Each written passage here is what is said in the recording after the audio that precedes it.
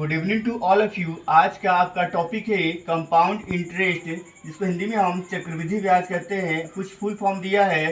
P for principal, जिसको हिंदी में हम मूलधन कहते हैं। R for rate of interest, जिसको हिंदी में हम दर कहते हैं। टी फॉर टाइम, जिसको हिंदी में हम समय कहते हैं। सी आई फॉर कंपाउंड इंटरेस्ट, जिसको हिंदी में हम चक्रवृद्धि ब्याज कहते हैं।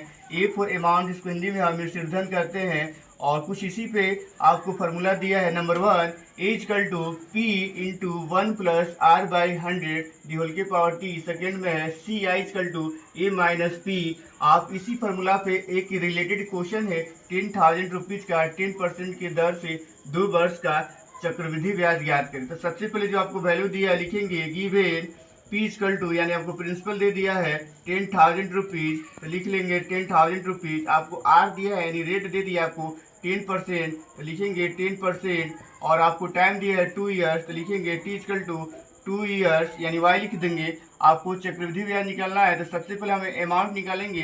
तो सिंस से ए इजकल टू आपको होता है P into 1 plus R by 100 the whole की पावर टी। वैल्यू को पुट करेंगे। पी का वैल्यू देख रहे हैं आप 10,000 है, तो लिखिएगा 10,000 इंटू 1 प्लस आर का वैल्यू देख रहे हैं आप 10 है, तो 10 लिखेंगे डिवाइड बाई 100 दी होल की पावर। समय आपको 2 था, तो लिखेंगे 2, 10 से 10 कट हो जाएगा, तो फिर लिखेंगे यहाँ पे 10,000 इंटू, और इसको 10 में 1 से मल्टीप्लाई करेंगे तो 10, और 10 में 1 को प्लस करेंगे तो 11, यानी 11 बाई 10 दी होल के पावर 2 हो जाएगा, यानी स्क्वायर हो जाएगा। अब इसको सिंप्लीफाई करेंगे तो 10,000, तो 10,000 लिखेंगे ब्रैकेट का मतलब इनटू, और यहाँ आप देख रहे हैं कि 11 बाई 10 है, इसका स्क्वायर है। स्क्वायर का मतलब 2 टाइम्स मल्टीप्लाई, तो इसको मल्टीप्लाई करेंगे 2 टाइम्स, तो 11 बाई 10 इंटू 11 बाई 10,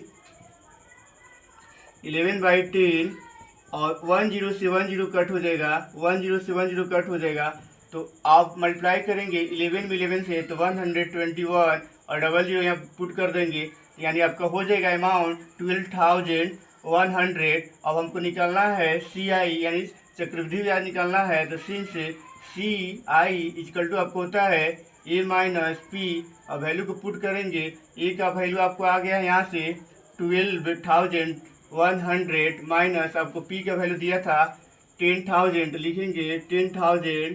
अब माइनस करेंगे, 0 में से 0 माइनस करेंगे तो 0 होगा, 0 में से 0 माइनस करेंगे तो 0 होगा, और 1 में से 0 माइनस करेंगे तो आपको 1 ही होगा, और 2 में से आप 0 माइनस करिएगा तो 2 ही होगा, और 1 में से 1 माइनस करेंगे तो 0 हो जाएगा, यानी कट हो जाएगा।